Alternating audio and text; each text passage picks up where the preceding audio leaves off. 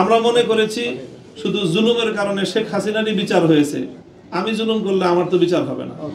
না, বিষয়টা এমন না।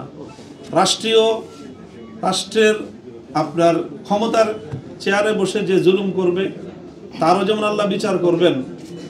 আপনি যতটুকু জায়গা আপনার স্পেস রয়েছে ব্যক্তিগত ক্ষেত্রে, আপনি একটি ছোট্ট পরিসরের আপনি দায়িত্বশীল, আপনি একটি ছোট্ট কমিটির দায়িত্বশীল, আপনিও যদি সেখানে দায়িত্বের ক্ষেত্রে কোনো অবিচার করেন, তাহলে মনে রাখতে হবে যে অবিচার এবং জুলুম এটা এমন এক অপরাধ যে এটা আল্লাহ পাক রব্বুল আলামিন কোনোদিনও ক্ষমা করবেন না।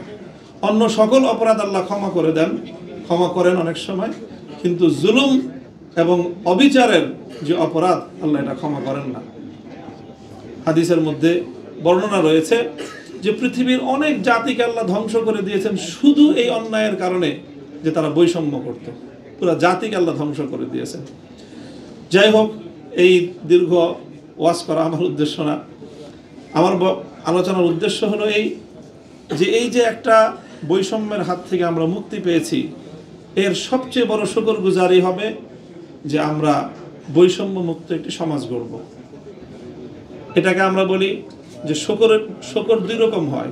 আমরা তো আল্লাহ পাকের শুকরিয়া আদায় করব, শুকরিয়াটা দুই প্রকার হয়।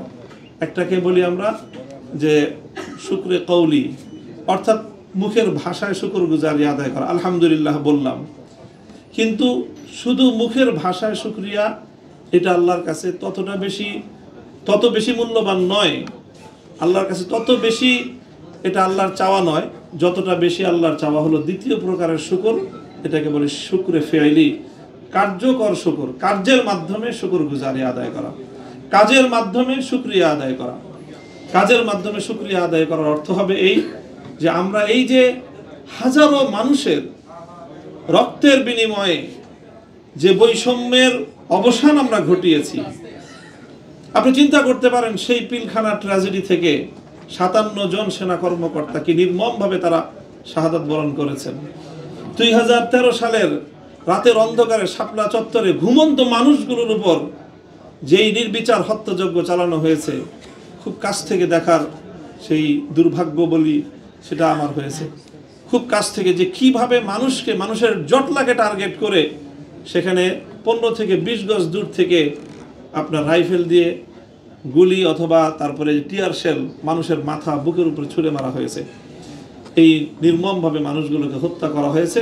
শুধু হত্যা না, সেই নিহত শহীদানদের তাদের রক্ত নিয়ে উপহাস করা হয়েছে যে গায়ে নাকি রং মেখে শুয়েছিল। কত বড় নির্মমতা এটা হতে পারে। এরপরে 2014 সাল, তারপরে 2021 সাল, আর সর্বশেষ 2024 সাল, এই দীর্ঘ পথ পরিক্রমায় কত মায়ের সন্তান গুম হয়েছে, কত ভাই তার বোন হারিয়েছে, কত বোনের ভাই হারিয়েছে। এভাবে অনেক শাহাদাতের রক্তের সিঁড়ি বেয়ে বৈষম্য মুক্ত এই আন্দোলন সফলতার দ্বার প্রান্তে উপনীত হয়েছে।